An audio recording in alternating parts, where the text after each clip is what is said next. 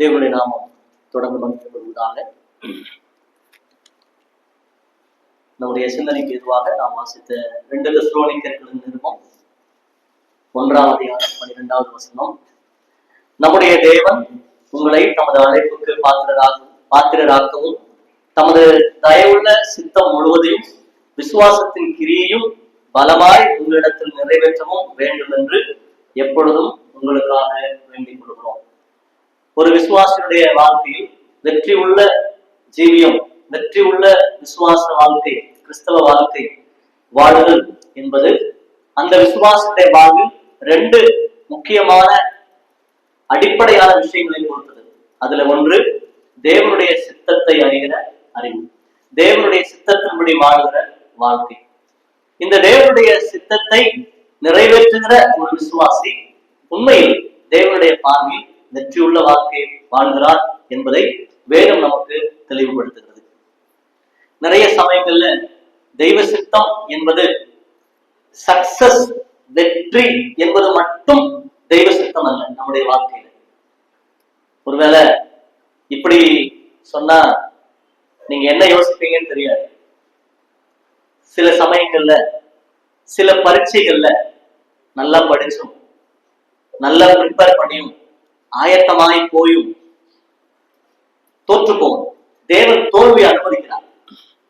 ஏன் ஆண்டவரே ஃபெயில் ஆயிட்டேன், ஏன் ஆண்டவரே நான் ஃபெயில் ஆயிட்டேன், நல்லாதானே படிச்சேன், நல்லாதானே நான் எழுதினேன், எப்படி நான் ஃபெயில் ஆக வாய்ப்பே இல்லையா, ஆனா நான் ஃபெயில் ஆயிட்டேனே.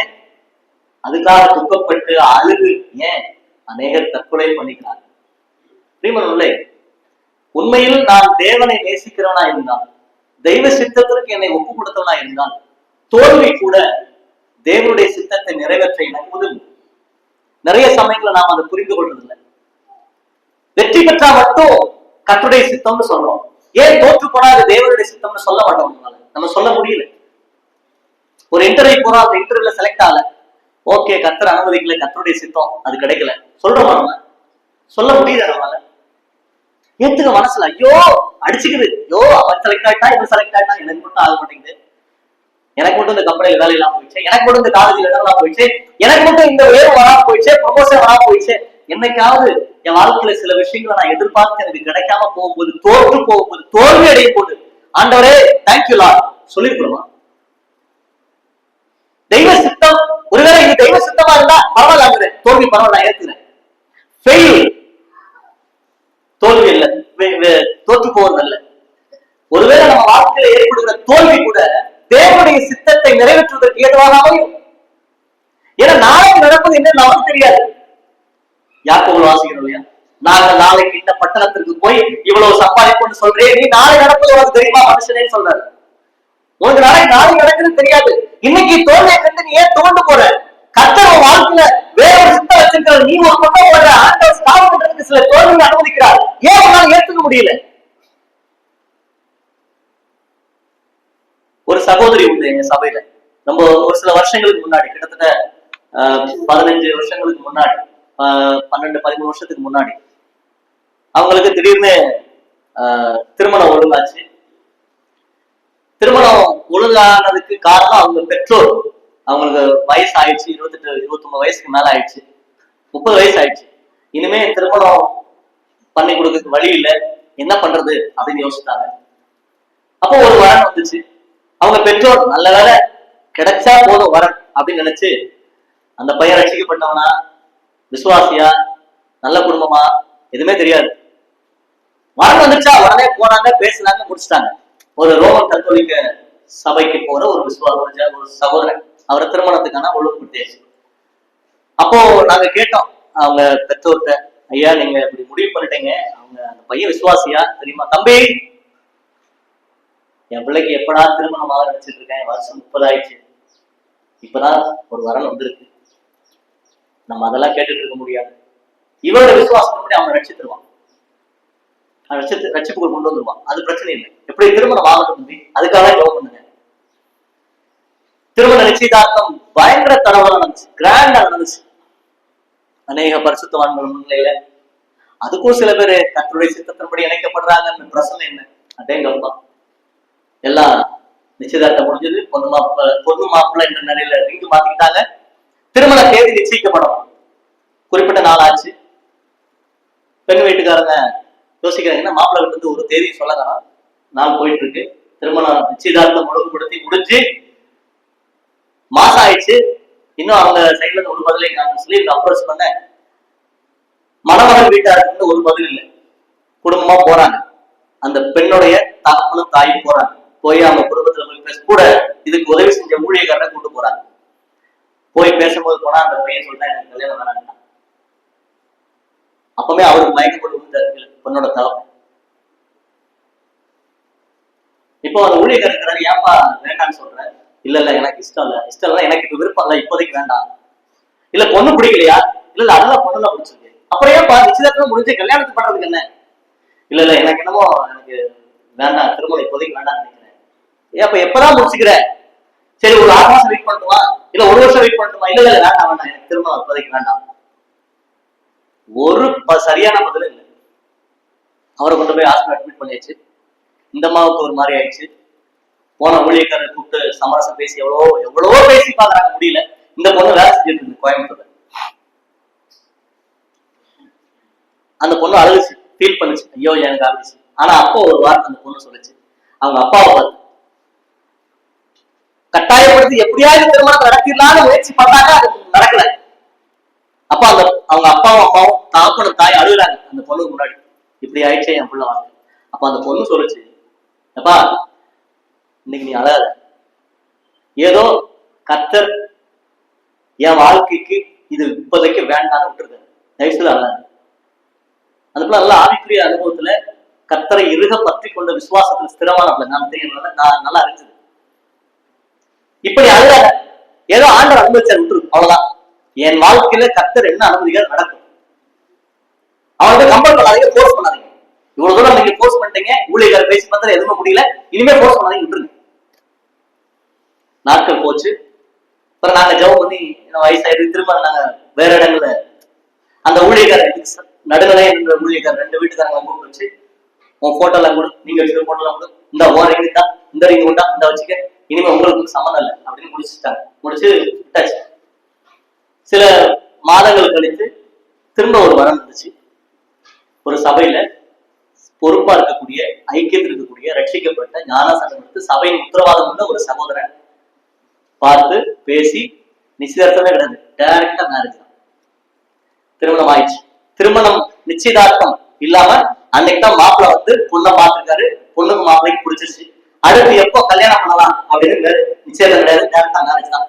அன்னைக்கு அந்த நாள் சாயந்தரம் 6 மணிக்கு பெண்ணு வீட்டுக்கு ஒரு போன், நீங்க பார்த்த அந்த பையன் செத்து போனான், இறந்துட்டான். வேற ஒண்ணும் தூக்க மாட்டீங்களா, தற்கொலை பண்ணிக்க, அவன் என்ன பிரச்சனைனே தெரியல, அவங்களுக்கே தெரியும். அப்பா அந்த பொண்ணு சொல்லிச்சுப்பா, அன்னைக்கு நீ அழுது அவங்க கையில கால வந்து என்ன கல்யாணம் வச்சிருந்தா இன்னைக்கு நான் கண்ணீர் வச்சிருக்கேன். கர்த்தர் ஏதோ அதுக்கு எனக்கு ஸ்டாப் பண்ணிருக்காரு, பரவாயில்ல நான் ஏத்துக்கிட்டேன், இன்னைக்கு நான் சந்தோஷமா இருக்கேன். அன்னைக்கு அந்த கிட்டத்தட்ட 1 வருஷம் ஆயிடுச்சு.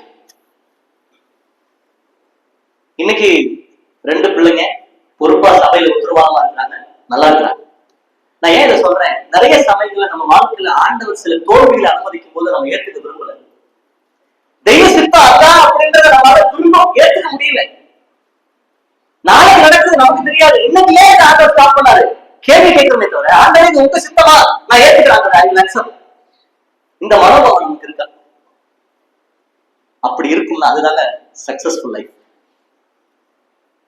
முதல் விஷயம், என்னுடைய ஆவிக்குரிய வாழ்க்கையில் ஒரு வெற்றியுள்ள கிறிஸ்தவ விசுவாச வாழ்க்கை வாழ்வதில் முதல் படி, தேவனுடைய சித்தத்திற்கு என்னை முற்றிலுமாய் அர்ப்பணிக்கிறாங்க. 2வதுதான் இங்க வாசிக்கிறோம், விசுவாசத்தின் கிரியை. இந்த விசுவாசத்தின் கிரியை குறித்து நிறைய விஷயங்கள் நம்ம படிச்சிருக்கிறோம், நிறைய விஷயங்கள் நம்ம வேதத்திலிருந்து அறிந்திருக்கிறோம். இருந்தாலும் ஒரு வெற்றியுள்ள கிறிஸ்தவ வாழ்க்கையில் விசுவாசத்தின் கிரியை ரொம்ப முக்கியமானது என்பதை இந்த நாட்களில் நாம் நடைமுறையில அனுபவிக்க வேண்டியது ரொம்ப அவசியம். இன்னைக்கு எத்தனையோ உலக மகான்கள், உலக பிரகாரமாய் பிரசித்தி பெற்றவர்கள், வேதத்தை அறிந்தவர்கள், வேத வசனத்தில் வல்லுநர்களா இருக்கக்கூடிய எத்தனையோ பேர் தேவனை விசுவாசிக்கிறது இல்லை. தேவனை விசுவாசித்த அந்த விசுவாசத்தை கிரியையில வெளிப்படுத்துறது இல்லை. ஏன்னா அவங்க ஆல்ரெடி தேவனை விசுவாசிக்கல. வேதத்தை அறிஞ்சிருக்கிறாங்க, வேதத்தினுடைய எல்லா விஷயமும் அவங்களுக்கு தெரியும், இந்த வேதத்தினுடைய சரித்திரம் தெரியும். ஆனா இந்த வேதத்தில் சொல்லப்பட்டிருக்கிற விஷயம் இதுதான், இயேசு கிறிஸ்து ரட்சகர் தேவன் அவங்க விசுவாசிக்கல. ஆனா வேதத்தை நல்லா அறிஞ்சிருக்கிறாங்க, படிச்சிருக்கிறாங்க, வெல் எஜுகேட்டட் பீப்புள். அவங்க எல்லாம் கர்த்தரை விசுவாசிக்கல. அவங்களுக்கு வேதம் தெரியும், சத்தியம் தெரியும், நமக்கு தெரியும். அவங்களுக்கு நமக்கு ஒரே வித்தியாசம், அவங்க அறிந்தும் விசுவாசிக்கல, நாம் அறிந்தும் விசுவாசித்து இருக்கிறோம். அந்த கிரியையை வெளிப்படுத்தணும்னா அவங்களுக்கு நமக்கு எந்த வித்தியாசமும் கிடையாது. ஒரு அரசியல்வாதி இந்த வேதத்தை அழகா பேசுறாருன்னா அந்த பேசுற அரசியல்வாதிக்கு நமக்கு என்ன வித்தியாசம்? அவர் அறிந்தும் விசுவாசிக்கல, நான் அறிந்து விசுவாசிக்கிறேன், ஆனால் கிரியை வெளிப்படுத்துறேன்னா நான் அறிந்த அறிவு வேஸ்ட். எப்ப என் வாழ்க்கையில நான் அறிந்த விசுவாசத்தை கிரியையில வெளிப்படுத்தணும், அப்பதான் நான் தேவனுடைய சித்தத்தை நிறைவேற்றுகிறேன், அல்லது தேவனுடைய நாமத்தை மகிமைப்படுத்துகிறேன், அல்லது தெய்வ திட்டம் என்னில் நிறைவேறுகிறது என்று அர்த்தம். அதனுடைய உதாரணம் தான் எபிரேயர் 11ஆம் அதிகாரத்தை நம்ம வாசிக்கிறோம். எபிரேயர் 11ஆம் அதிகாரம் முழுவதும் விசுவாச வீரருடைய பட்டியல் வாசிக்கிறோம். இந்த விசுவாச வீரருடைய பட்டியல்ல நிறைய விஷயங்களை கத்துக்க முடியும். இந்த விசுவாச வீரர்கள் எல்லாருடைய வாழ்விலும் தேவனுடைய திட்டம் நிறைவேறினது, அதான் படிக்க முடியும். ஆபேல ஆரம்பிச்சு கடைசி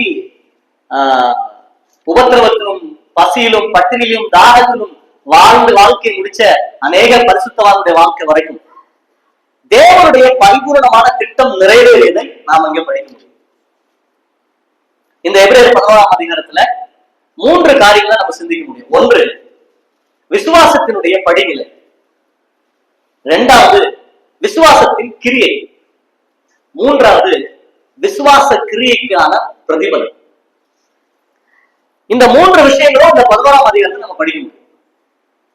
முதல்ல நான் சொன்னது போல ஒரு விசுவாச வாழ்க்கையில வெற்றி உள்ள விசுவாச வாழ்க்கை வாழ வேண்டுமானால் அந்த விசுவாசி முதல்ல தேவனுடைய சித்தத்திற்கு தன்னை அர்ப்பணித்திருக்கும்.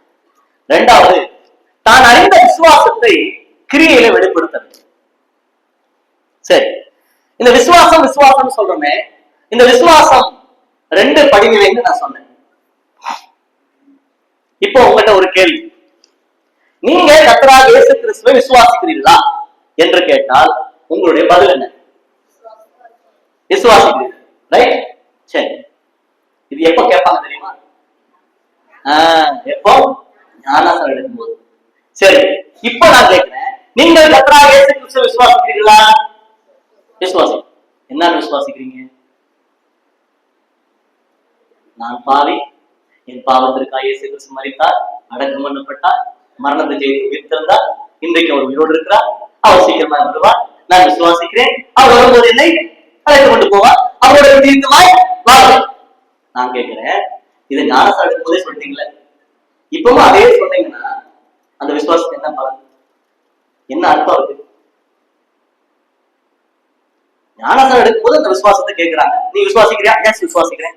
என்ன விசுவாசிக்கிறேன்? என் பாவத்துக்காக இயேசு கிறிஸ்து மாதிரி திறக்கும் உயிர்த்திருந்தா, இன்னைக்கு உங்களோட சீக்கிரம் வரும், நான் மோட்சத்துக்கு போறேன். சரி, இத்தனை வருஷம் ஆச்சு, கர்த்தரை விசுவாசிக்கிறீங்களா?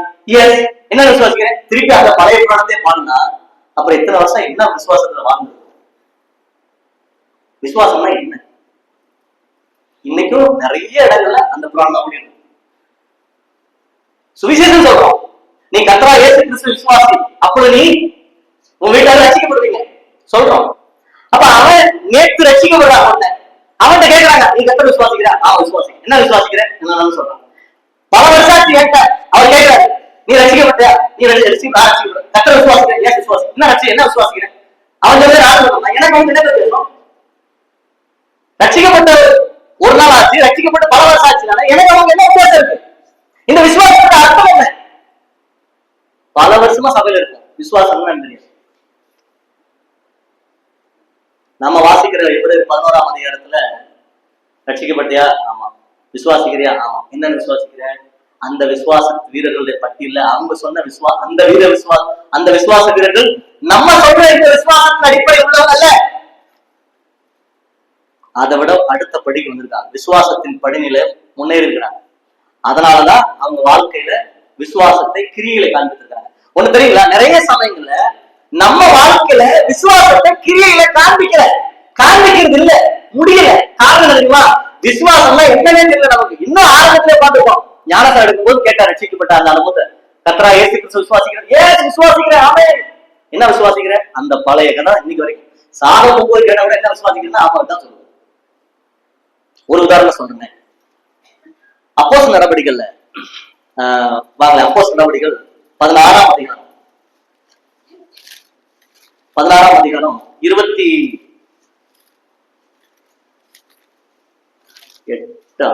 அப்போஸ்தலர் நடவடிக்கைகள் 16ஆம் அதிகாரம் 29 வரீங்க. கொண்டு வர சொல்லி ஓடி விழுந்து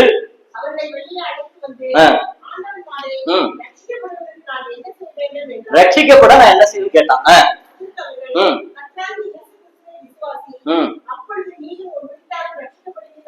சொல்லி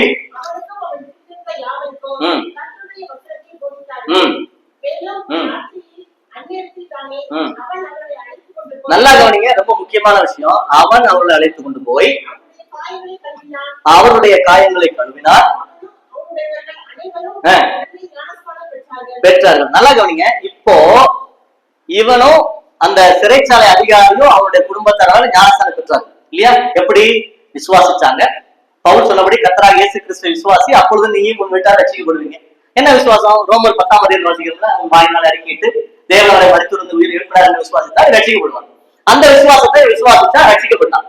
அவன் ரட்சிக்கப்படுறது மட்டும் ஞானஸ்தானம் எடுத்தாச்சு, குடும்பமா ஞானஸ்தானம் எடுத்தாச்சா? இப்ப அடுத்த வசனத்தை நிறுத்தி நிதானமா வாசிங்க.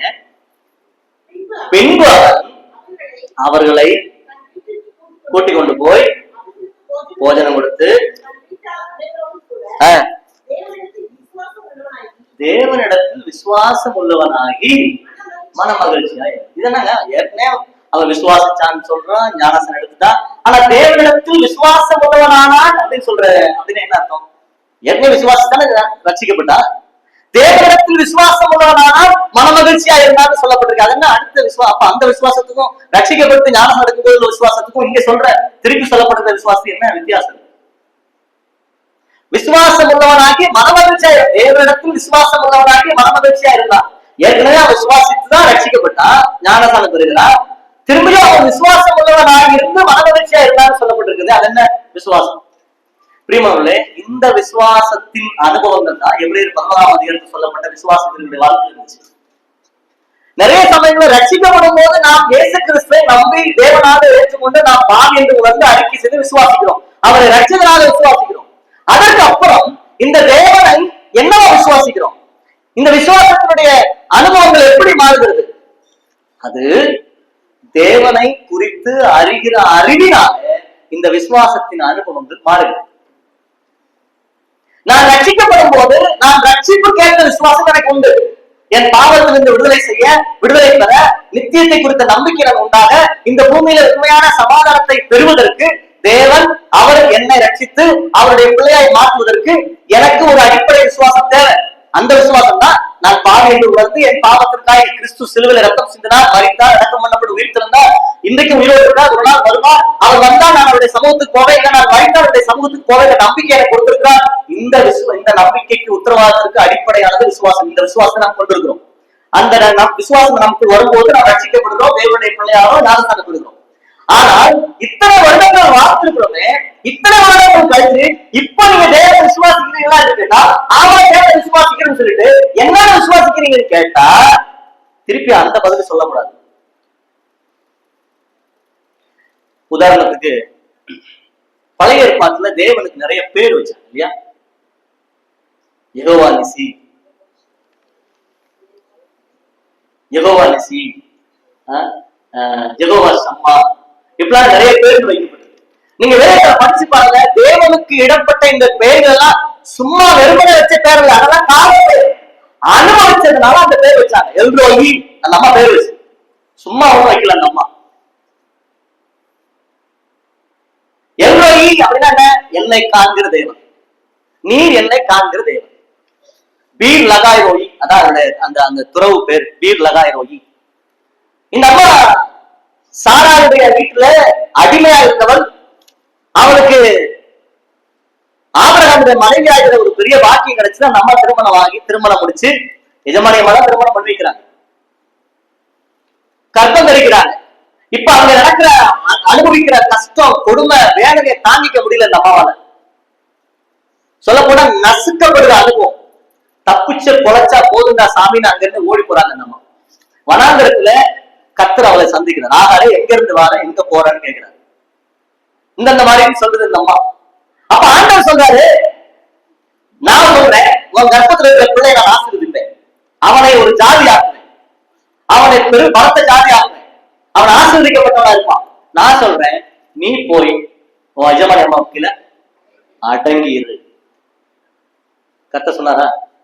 அப்பதான் நம்ம பேரு நீ என்னை காண்கிற பிரியமானவர்களே, தேவன் என்னை காண்கிறார் அப்படின்னா அந்த சமயத்துல என்னை கண்ட தெய்வம் சொல்லி நம்ம பேர் வச்சது. பேர் வச்சது மட்டும் இல்லங்க, அதை தன் வாழ்க்கையை அனுபவிச்சது. எந்த சாராயான கொடுமை அனுபவிச்சதோ, எந்த சாராயான கசக்கி நசுக்கி புளியப்பட்டுச்சோ, அதே சாராயத்துல கர்த்தர் சொன்னாரு நீ போய் அடங்கிருன்னு சொன்னாரு. இந்த அம்மா அந்த ஆண்டவன் பேச்சு கேட்டு போய் அடங்கிருச்சு.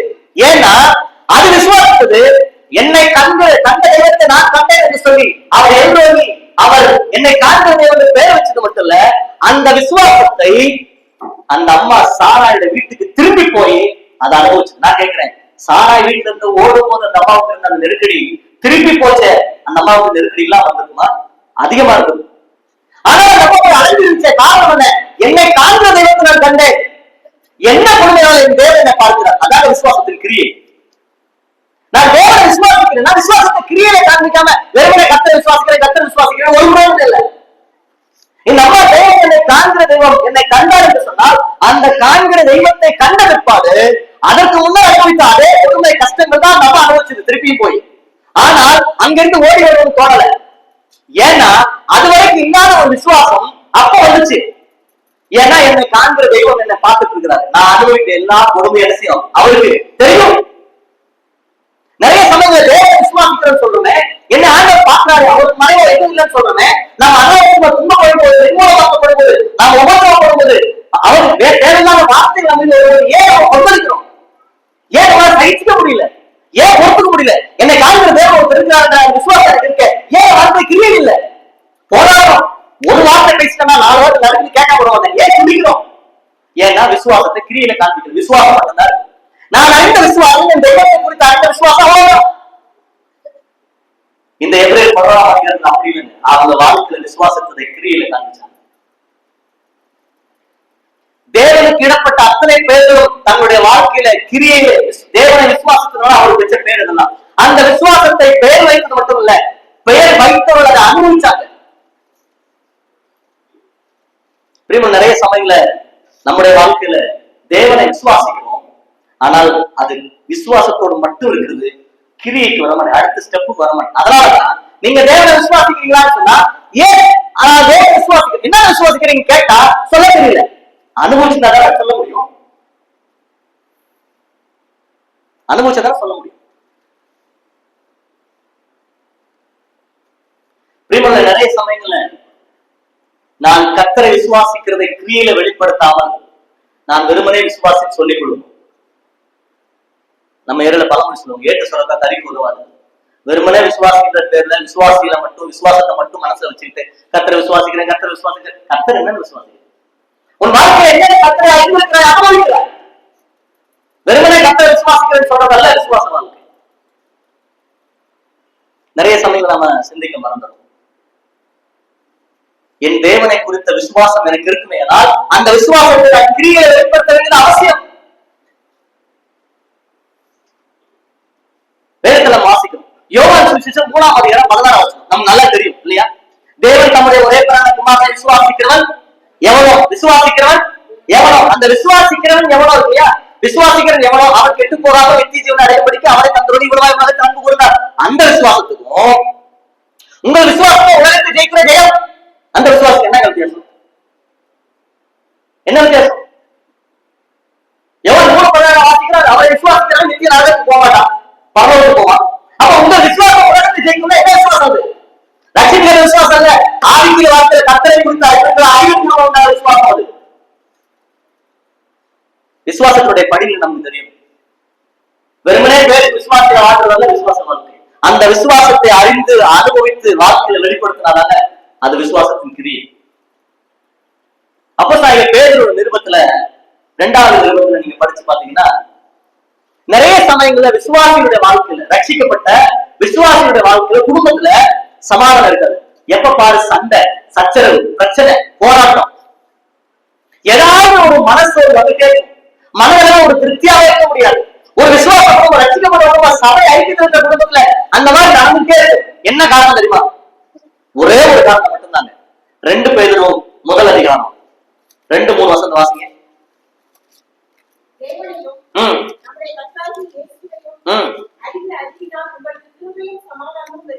கிருபையும் சமாதானமும் பெருக கடவுள் பேர் வருகிறார். கிருபையும் சமாதானமும் பெருகணும், உண்டாகுதல்ல, ஆல்ரெடி உண்டாயிடுச்சு. எப்போ? நம்ம ரட்சிக்கப்படும் போது. தேவன் தம்முடைய கிருபையினால நம்ம ரட்சித்தார். நாம் இயேசு கிறிஸ்துவை தேவனாய் அங்கீகரித்து விசுவாசத்தை ஏற்றுக்கொள்ளும் போது, நாம் தேவனுடைய பிள்ளையாகும் போது தேவனுக்கும் நமக்கும் சமாதானம் உண்டாகிறது. நம்முடைய உள்ளத்துக்குள் யாரும் எடுத்துக்கொள்ள முடியாத சமாதானத்தை தேவன் கொடுத்திருக்கிறார். ஆனால் அந்த சமாதானம் என் வாழ்க்கையில பெருகுகிறதா? தேவன் எனக்கு கொடுத்த கிருபையின் மூலமாக உண்டான ரட்சிப்பு, அந்த ரட்சிப்பின் மூல காரணமான கிருபை எனக்குள்ள பெருகுகிறதா?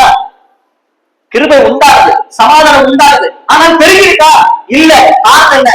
சமாதானம் இல்ல, எப்ப பாரு பிரச்சனை. காரணம் என்ன? கர்த்தரை அறிகிற அறிவு இல்லைங்க, அதான் பிரச்சனை. தேவனை அறிகிற அறிவு அவர் மீது வைக்கிற விசுவாசத்தின் படிநிலையில வளர உதவும். என் தேவனை நான் எந்த அளவுக்கு அறிந்திருக்கிறேனோ அந்த அளவுக்கு தான் என்னுடைய செயல்பாடுகள் தான். ஒண்ணு சொல்லட்டுமா? நான் அதிகமா நான் பிரமிச்சு போன அனுபவம். ஆரம்ப நாட்கள்ல நான் இந்த நம்முடைய உபதேசத்தை அறியாமல் ஒரு பெந்தகோஸ்தே உபதேசத்துல இருந்து இந்த சத்தியம் எனக்கு தெரியாது. அந்த நாட்கள்ல சபைக்கு போற அனுபவம் எல்லாம் பாத்தீங்கன்னா அந்த சபையார் அவங்க என்கரேஜ் பண்றதெல்லாம் பார்த்தா எனக்கு ரொம்ப ஆச்சரியமா இருக்கும். ஆனா அதெல்லாம் முடிச்சு சரியான சத்தியம் இல்லாத அறிஞ்ச பிற்பாடு நம்முடைய சகோதர சமய ஐக்கியத்துக்கு போனேன். அப்போ சில வயசான மூத்த அனுபவம் உள்ள மூத்த சகோதரர்கள் அவங்களுடைய சில செயல்பாடுகளை பார்த்து நான் பிரமிச்சு போயிருக்கேன்.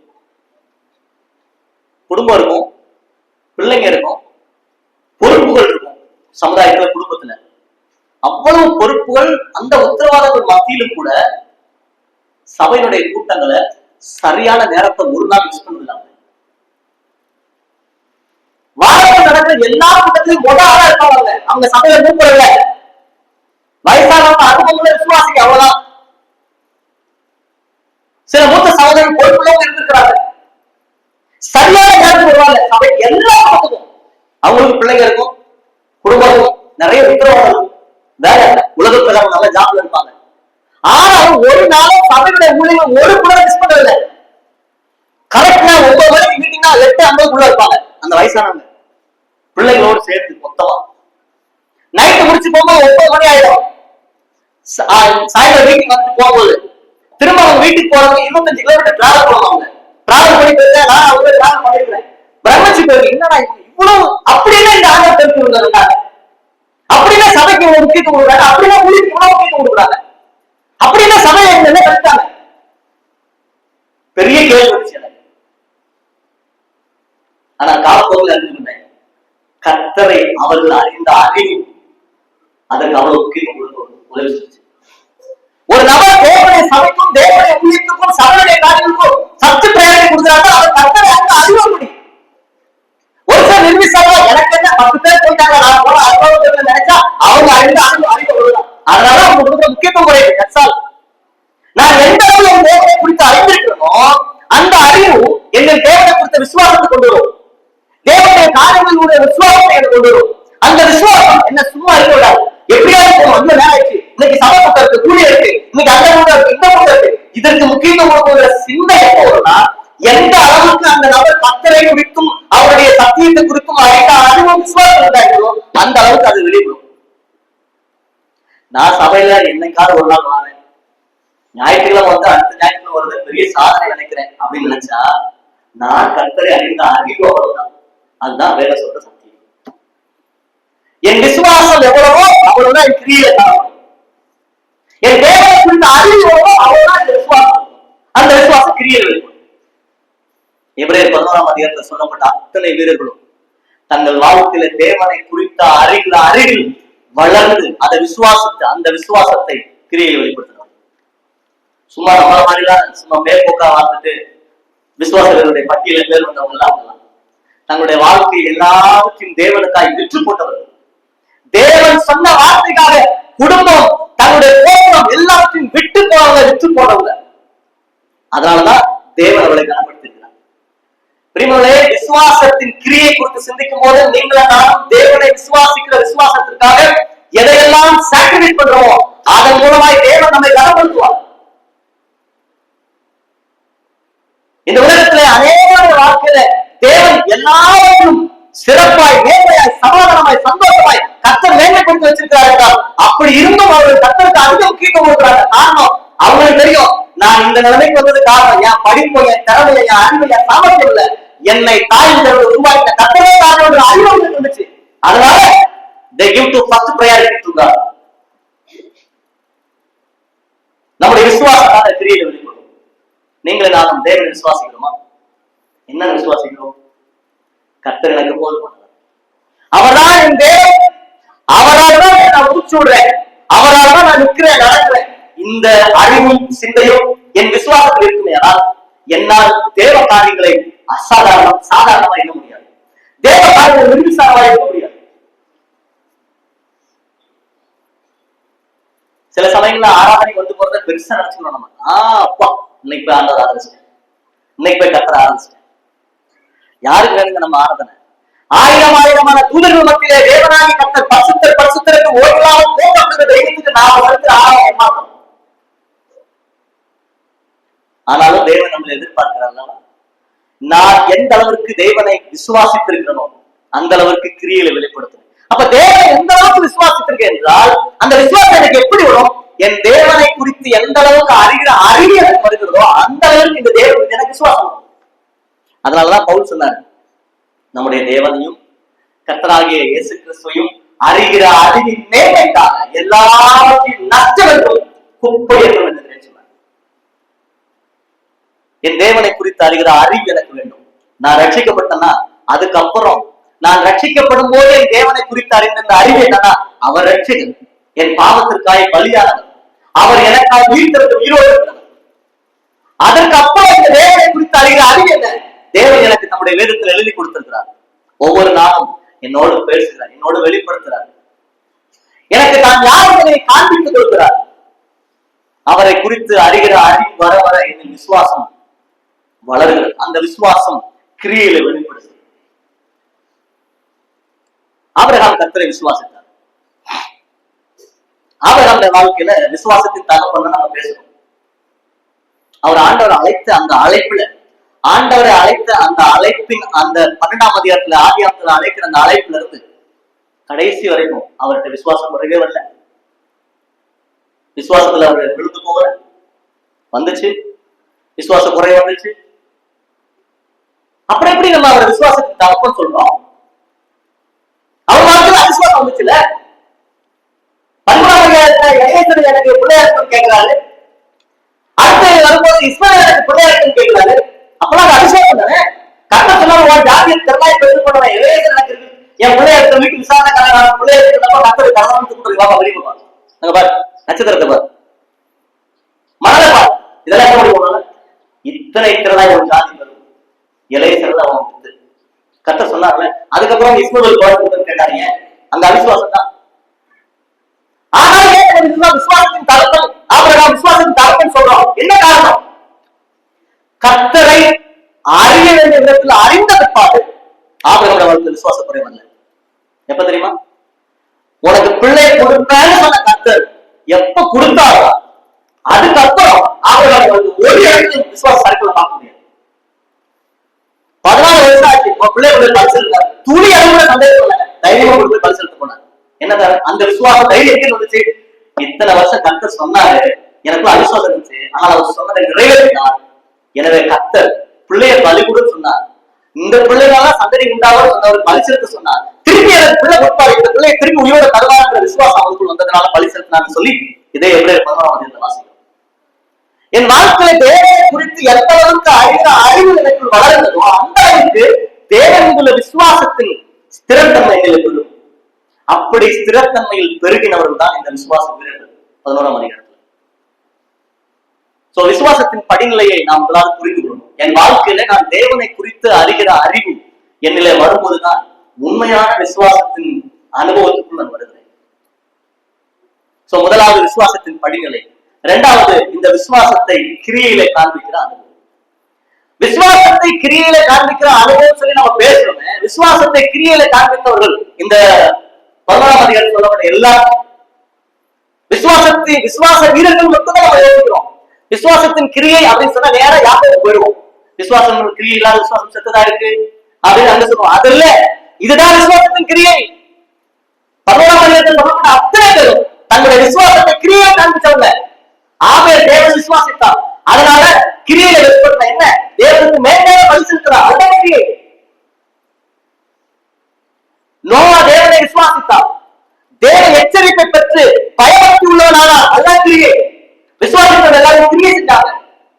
கிரியில விசுவாசம் செத்ததா இருக்கு. யாக்கோபு சொல்ல இந்த எபிரேயர்கள் ஆகணும்னு சொல்லியிருக்காரு, விசுவாசம் கிரியில வெளிப்பட வேண்டும். ஆபிரகாம் தேவனை விசுவாசித்தான், தேவனை நீதியாக எண்ணினார், அந்த விசுவாசத்தை கிரியில காண்பித்தார்கள் ஆபிரகாம். விசுவாச வீரர்கள் எல்லாரும் தங்களுடைய வாழ்க்கையில அந்த விசுவாசத்தை கிரியில காண்பித்தார்கள். யாரும் சும்மா விசுவாசிக்கிற சொல்லிட்டு இல்லை. ஆகவேதான் இவர்கள் ஒரு வெற்றியுள்ள ஜீவனம் ஜீவித்தவர்கள் என்பதை நாம் மறந்து போகக்கூடாது. இவங்க வாழ்க்கையில தெய்வ சித்தமும் விசுவாசமும் கிரியையில காண்பிக்கப்பட்டது. தெய்வ சித்தத்துக்கு அப்படியே ஒப்பு கொடுத்தாங்க. கர்த்தருடைய சித்தம் ஆகட்டும் அப்படின்னு ஒப்பு கொடுத்தாங்க.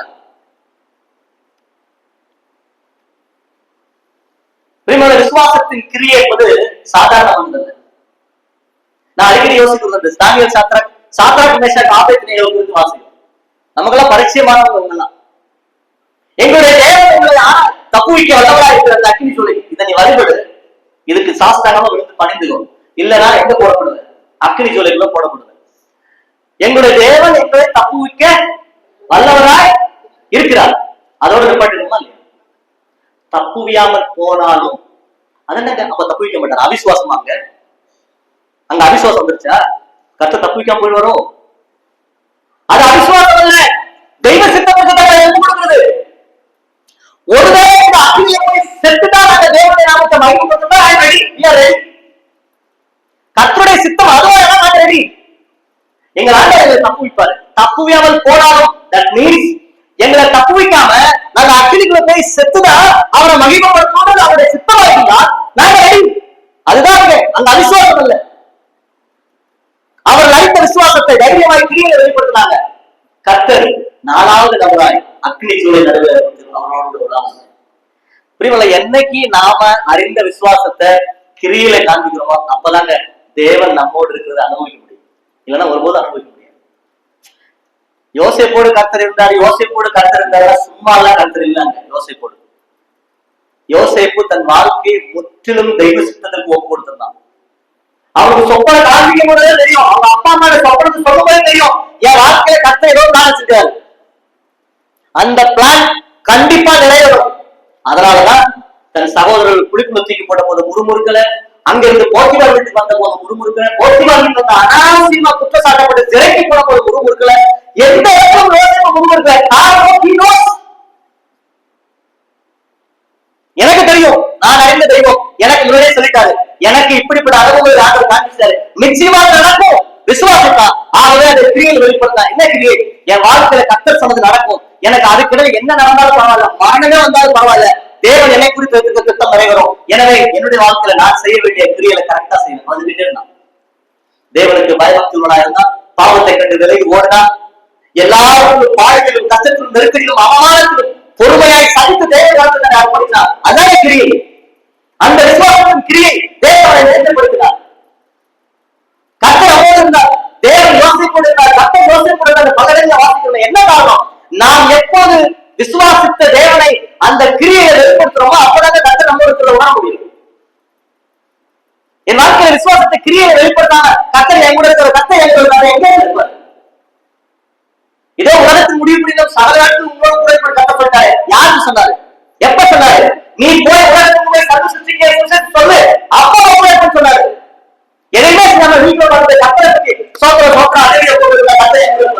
ஒரு கலர் கூட நாம தப்பு கணக்கு போடுவோம். விசுவாசத்தை கிரியையில வெளிப்படுத்த வேண்டியது அவசியம். சும்மா இந்த விசுவாசம் நமக்கு சும்மா வரல. விசுவாசம் சாதாரணமானது. நமக்காய் சிலுவையில கிரயம் செலுத்தப்பட்டிருக்கிறது. அந்த கிரயத்தினால விசுவாசம் அது வல்லமை உண்டு. அந்த வல்லமை நம்ம அனுபவிக்காம இருந்தா அதுக்கு பலன் இல்லை. சோ விசுவாசம் கிரியையில வெளிப்பட வேண்டியது அவசியம். எபிரேயர் 11ஆம் அதிகாரத்தில் சொல்லப்பட்ட அத்தனை விசுவாசங்களும் தன்னுடைய வாழ்க்கையில் விசுவாசத்தை கிரியையில வெளிப்படுத்தினவர்கள் தான். ஒரு விஷயத்தை மட்டும் நான் சொல்லி ஞாபகப்படுத்த அடுத்த விஷயத்தை கடந்து போறேன். ஆபேல் விசுவாசம் எபிரேயர் 11ஆம் அதிகாரம். எபிரேயர் 11ஆம் அதிகாரம்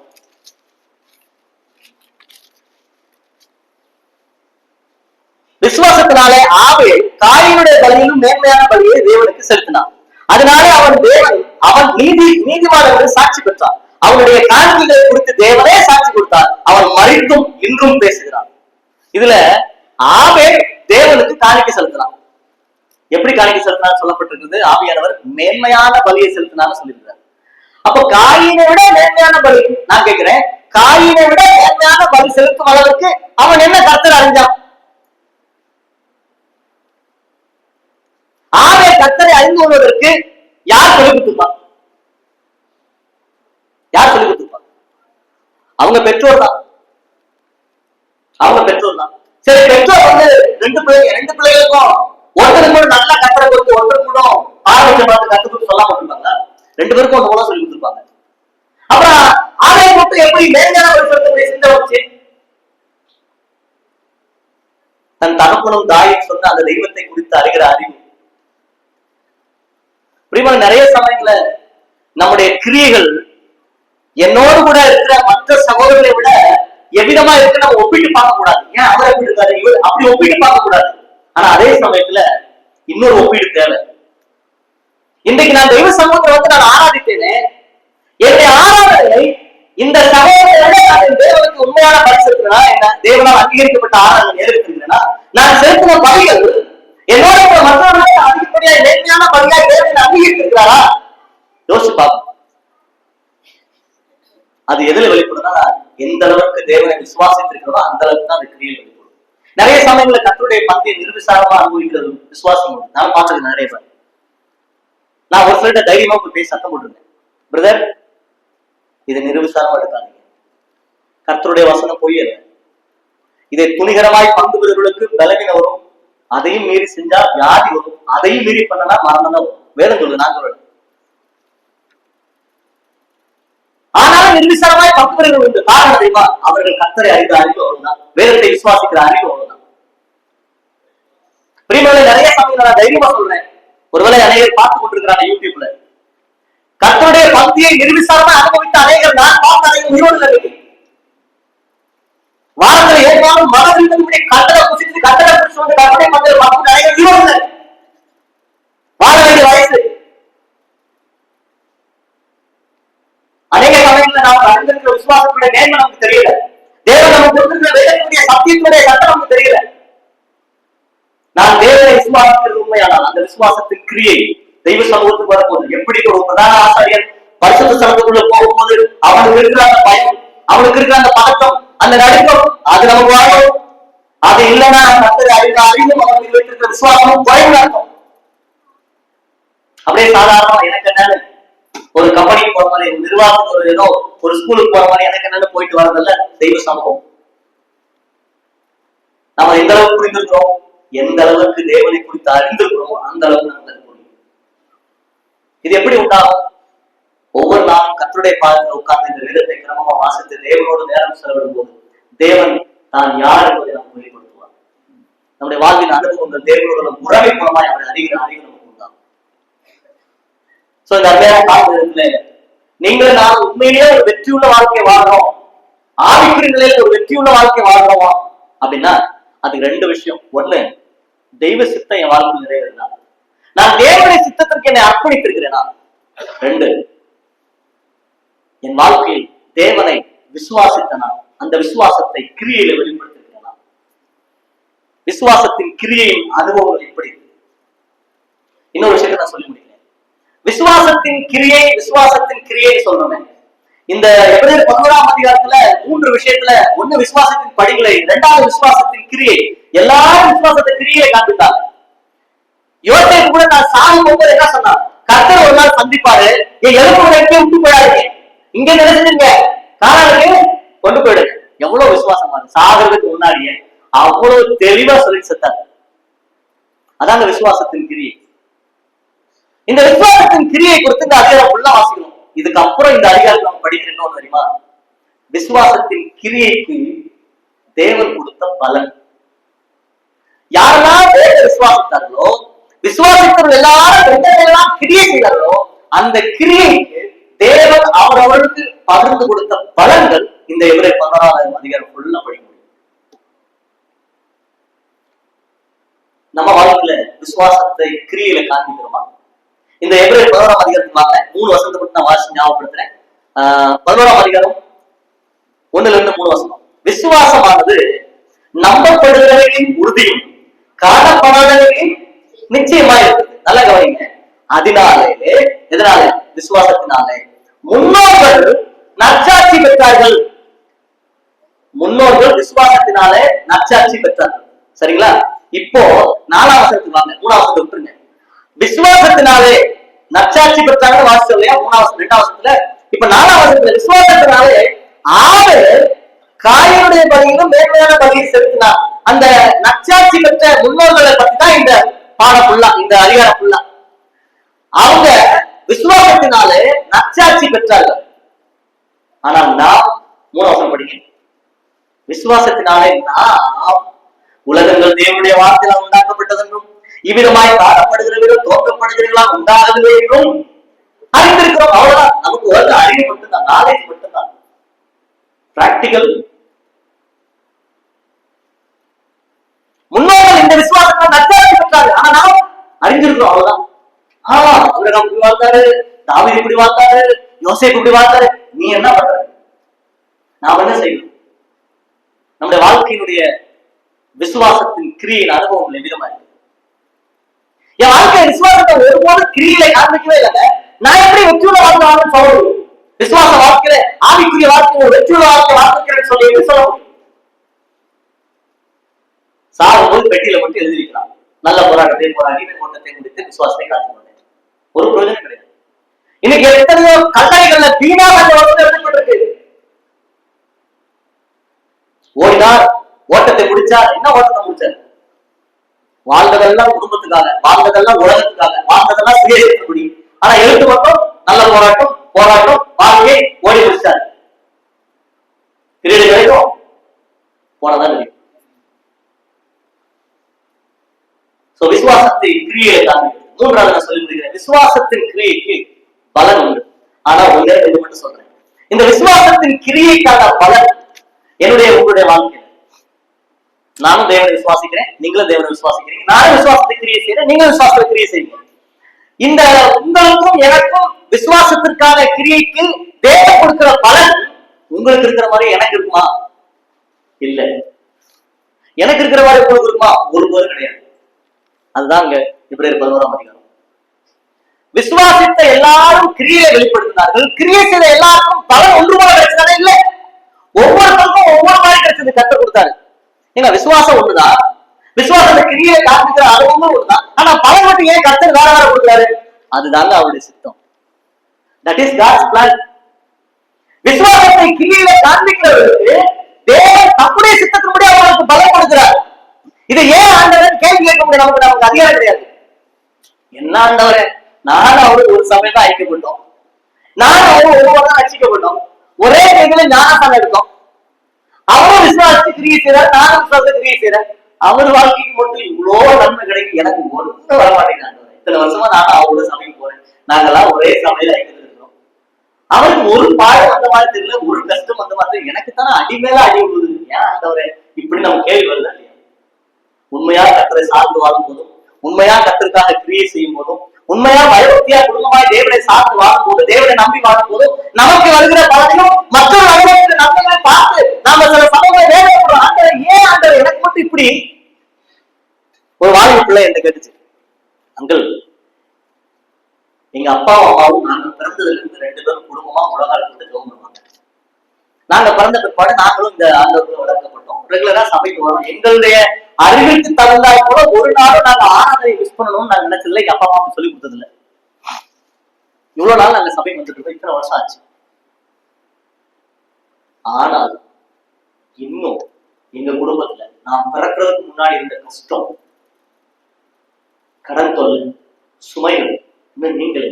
ஏன் நாங்க கத்தரை சேவிக்கிறதுக்கு வழியாயிடுச்சா? இல்ல ஆண்டவர் பாரபட்சம் பார்க்கிறாரு? ஏன் எங்களுக்கு மட்டும் இவ்வளவு கஷ்டம்?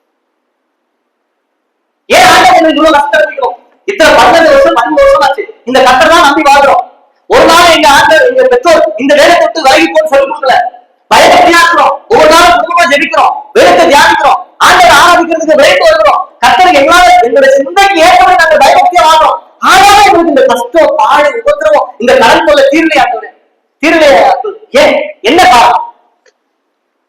என்ன பதில் சொல்றேன்? கண்ணார பாப்போம் அவங்களுடைய ஆவிக்குரிய வாழ்க்கை, அவங்களுடைய உண்மையான அனுபவங்கள் நமக்கு தெரியுது. ஆனால் இந்த கேள்விக்கு என்ன பதில்?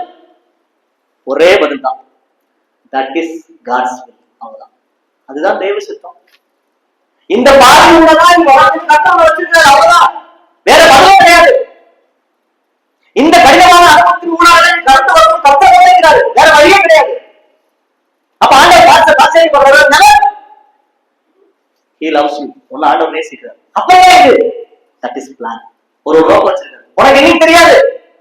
இன்னைக்கு நீ கேள்வி கேட்கிற, இந்த ஆண்டவரை இறுக பிடிச்சுக்கோ. இதே சமயத்துல ஒரு நாள் இதை திரும்பி பார்ப்ப, என்னை கத்தர் உருவாக்கி இருக்கிறார், ஆண்டவரை நடத்தி இருக்கிறான்னு சொல்லுவ. ஒரே ஒரு விஷயம் தான், தெய்வ சித்தம் இது. அவ்வளவுதான். நீ செய்ய வேண்டியது ஒன்னே ஒண்ணு, ஆண்டவரே இந்த கடின அனுபவத்தின் கூட நடத்துறீரா, ஸ்தோத்திரம், நான் ஏத்துக்கிறேன். ஆனா இந்த அனுபவத்தை கடந்து போக எங்களுக்கு பலன் தான். இதை தாண்டி கொண்டு மக்கள் உண்மையாக எனக்கு உதவி செய்யும் கேள்வி. நமக்கு அந்த கேள்வி வரும்ல நிறைய சமயங்கள்ல, ஏன் ஆண்டவரே என் பிள்ளை வாழ்க்கை இந்த செட்டில் ஆக மாட்டேங்க, ஏன் ஆண்டவர் எனக்கு இந்த பிரச்சனை சால்வ் ஆக மாட்டேங்க, இத்தனை வருஷமா நான் உங்களை நம்பிதான வாழ்க்கை, நீங்க தான் வெளியே வாழ்ந்துட்டு இருக்கிறேன், எனக்கு மட்டும் ஏன் ஆண்டவர் இந்த பிரச்சனை தீர்வே இல்லை, இந்த ஒரு காரியம் மட்டும் எனக்கு ஏன் ஆண்டவர் நீங்க பிளாக் பண்ணி வச்சிருக்கீங்க, நான் எந்த விதத்துல நான் குறைவுபட்டேன், ஒரு நான் குறைவுபட்டா நான் மன்னிச்சிருக்கேன், என் குறைகள்லாம் நீக்குங்க, என்ன சுத்திக்கிறீங்க, ஆனா எனக்கு இந்த காரியம் செட்டில் ஆக மாட்டேங்க. ஏன்? ஒரே பதில், அது தெய்வ சுத்தம். அவ்வளவுதான். கர்த்தர் அனுபவிச்சிருக்காரு. எத்தனை வருஷம் எத்தனை காலம் தெரியாது, நீங்க மாறினாரோ அதுவும் தெரியாது. அப்புறம் இது கர்த்தர் அனுபவிச்சிருக்கிறார். அதை ஏற்றுக்கொள்கிற மனப்போக்கும் நமக்கு வறுமையானால் அங்கதான் நான் விசுவாசத்தை கிரியை செய்யறேன். ஓகே ஆண்டவரே, எனக்கு நீங்க கொடுத்துருக்கீங்களா, ஸ்தோத்திரம். ஒரு முறை ஒரு ஊழியக்காரனுடைய குழந்தை 12 வயசு பொண்ணு, 2 பிள்ளைங்க ட்வின்ஸ், ஒரு பொண்ணு இறந்துச்சு. அந்த அடக்கத்துக்கு நான் போயிருந்தேன். அந்த ஊழியக்காரர் சிரிச்ச முகத்தோடு வரவேற்று எனக்கு தூக்கி வாரி போடுச்சுன்னா, 12 வருஷமா பிள்ளைய பெற்று வளர்த்து ஆணைக்கு இருக்கிறாரு. இது இன்னொரு கொடுமை தெரியுமா, இறந்த பிள்ளைய பார்த்தா உயிரோடு இருக்கிற பிள்ளைய பார்த்தா அந்த பிள்ளை ஞாபகம் அப்படியே ட்வின்ஸ் குடிச்சிட்டு மாதிரி இருக்கும். அவங்களுக்கே அடையாளம் தெரியும் சில சமயத்துல. அவர் சொன்ன ஒரே வார்த்தை, கண் அழுது சொன்னார், கண் கலங்கி சொன்னார், இந்த பிள்ளைய 12 வருஷம் எனக்கு கொடுத்த கர்த்தர் போதுன்னு எடுத்துட்டாரு. நான் என்ன பண்றது கேள்வி, ஒரு வியாதி கிடையாது, ஒரு கஷ்டம் கிடையாது, ஏதோ ஒரு நோக்கம் வச்சிருக்காரு ஆண்டவர், எடுத்துட்டாரு. நான் கர்த்தத்தை கேள்வியே கூடாது.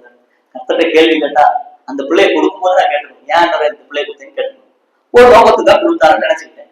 சரி, ஒரு நோக்கத்துக்காக கொடுத்த கர்த்தர் 2 வருஷமா வளர்க்க உதவி செஞ்ச கர்த்தர் இப்போ அதை எடுக்கும் போது ஏன் ஆண்டவர் எடுத்துன்னு நான் கேட்டோம்னா என்னோட ஒரு மதிகடன் யாரும் கிடையாது.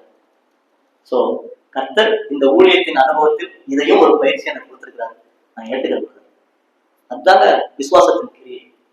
தெய்வ சித்தத்திற்கு என்னை அர்ப்பணித்து நான் அறிந்திருக்கிற தெய்வத்தை குறித்த விசுவாசம் எங்களை கிரியை வெளிப்படுகிறது. அப்படிப்பட்ட நிலையில் தன் வாழ்வில கடினமான அனுபவங்களையும் தேவன் எனக்கு பலனாக தருகிறார் என்பதை புரிந்து கொண்டு வாழ்வதாக விசுவாசத்தின் கிரியை. இந்த 11ஆம் அதிகாரத்தை நான் வாசிக்கிறோம். ஆபேல் மரித்தும் பேசுகிறான், எவ்வளவு பெரிய சாட்சி இல்ல? ஒரு விஷயம் யோசிச்சிருக்கீங்களா, வேதத்துல தேவனோடு சஞ்சரித்தவன் 2 பேர் யாராரு? ஏனோக்கு, இன்னொரு ஆள் என்ன? நீங்களே யோசிக்கிறீங்க. எஸ், நோவா. நோவா தேவனோடு சஞ்சரித்தவர். வேதத்தை சொல்லி நான் சும்மா சொல்ல, வேதத்தை சொல்லி நோவாவும் தேவனோடு சஞ்சரித்தார், ஏனோவும் தேவனோடு சஞ்சரித்தார். ஏங்க ரெண்டு பேரும் ஒருவர் தானே செஞ்சிருந்தாங்க. ரெண்டு பேரும் குடும்ப குட்டியோட தானே தேவன் செஞ்சிருந்தாங்க, தேவனோட செஞ்சிருந்தாங்க. ஏன் ஏழப்பட்டு கத்து எடுத்துட்டாரு?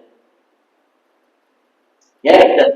நோவா கொண்டு பூமியில வேலை செய்யும், எல்லாம் கழிக்கிட்டு முன்ன எல்லாம் உள்ள போ, மிருகத்தோட எல்லாம் உள்ள சேரு, ஒரு வருஷம் ஃபுல்லா வேலைக்கு இவ்வளவு நெருக்கடி மத்தியில ஏன் நோவா கொண்டு காப்பாத்தி அவர் மூலமா அதுக்கப்புறம் சந்ததி உண்டாகணும்? ஏன் ஏனோக்கு தேவோட செஞ்சிருந்தாரு, நோவா தேவோட சந்திரிக்கிறவங்க தேவ எடுத்துக்கொண்டார், எடுத்துக்கிறாங்க நோவா. ஏன் தட் இஸ் காட்ஸ் பிளான். நம்ம கேள்வி கேட்க முடியாது. இறைவன் தீர்க்கதரிசி நீங்க படிச்சு பாருங்க. இறைவன் தீர்க்கதரிசி வாழ்க்கை ஜனங்களுடைய மனமாற்றத்திற்காக, மனம் திரும்புதலுக்காக தேவனால் அனுப்பப்பட்ட ஒரு தீர்க்கதரிசி. எலியா தீர்க்கதரிசி தேவனுடைய ஜனங்கள் தேவனை திரும்பி தேவனை வருவதற்காக, மனம் திரும்புதலுக்காக அழைத்து அனுப்பப்பட்ட தீர்க்கதரிசி எலியா தீர்க்கதரிசி. எலியா தீர்க்கதரிசியை குறித்து நீங்க படிச்சு பாருங்க. மிராக்களா வருவாரு, மிராக்களா போயிடுவாரு. ஆரம்பமே தெரியாது, வருவாரு, ராஜா பேரு சமம் பண்ணுவாரு, கேள்வி கட்டத்துக்கு போவாரு, அங்க சாய்பாடுகளுக்கு போவாரு, திருப்பி ராஜாவை சந்திப்பாரு. அதுக்கப்புறம் பயந்து ஓடி போவாரு, திருப்பி கட்ட சந்திப்பாரு. இதை எடுத்துட்டாரு.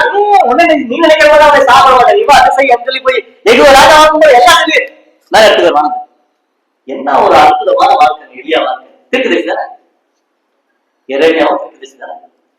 நீங்க படிச்சு பாருங்க. இறைவன் கண்ணீர் வரும், இறைமையா திருக்குதரிசி. கத்த சொல்லுவார், இறைமையா ஆண்டவரே ஒரு சடல் வஸ்திரத்தை வாங்கிக்க. சரி ஆண்டவரே, போய் ஒரு பாறைக்கு வந்து ஒழிச்சிருப்பார். சில நாட்கள் கழிச்சு, இறைமையா ஆண்டவரே போய் எடுத்துவான். ஏதாவது நீ ஒழிச்சுல சடல் வஸ்திரம் எடுத்துவான். எடுத்து வந்து ஜனங்களுக்கு முன்னாடி கூப்பிடலாம் கூப்பிச்சு அவங்க முன்னாடி பிச்சு போடும், கொஞ்சம் பிச்சு போடுவார்.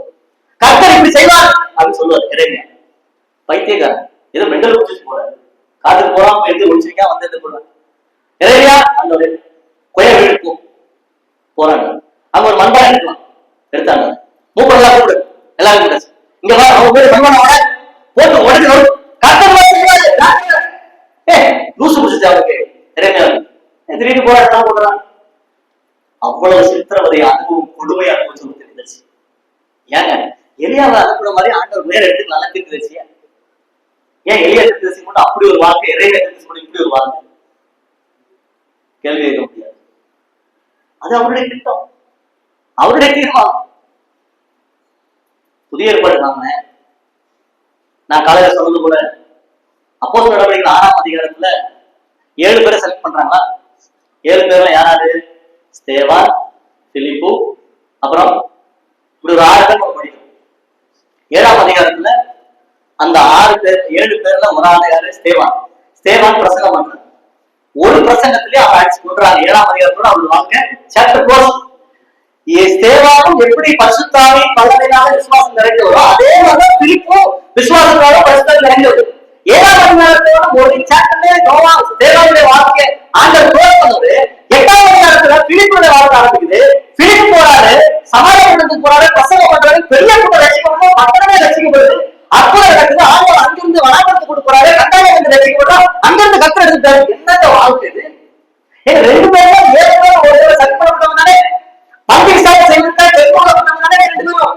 ஏன் கத்தர் சேவை வந்து 1% ஆயிரத்தி போட்டு முடிச்சு உயர்த்திட்டாரு, பிடிக்க மட்டும் அவ உறுதி செய்ய விட்டாரு. நம்ம கேள்வி கேட்க முடியாது.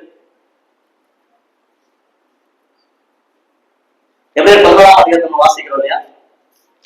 ஆபேல், ஆபிரகாம், நோவா, ஆபேல், நோவா, ஆபிரகாம் எல்லாம் வரிசையா வாசிக்கிறோம். கடைசியில 11ஆம் அதிகாரத்துல கடைசியில ஒவ்வொருத்தருக்கும் ஆபிரகாமை தகப்பன் ஜாதியாக்குனாரு, நோவா பயபக்தி உள்ளவனானா, தன் குடும்பத்தோடு எல்லாத்தையும் ரட்சித்தான். இப்படி எல்லாம் நம்ம ஒவ்வொன்றா வாசிக்கிறோமே.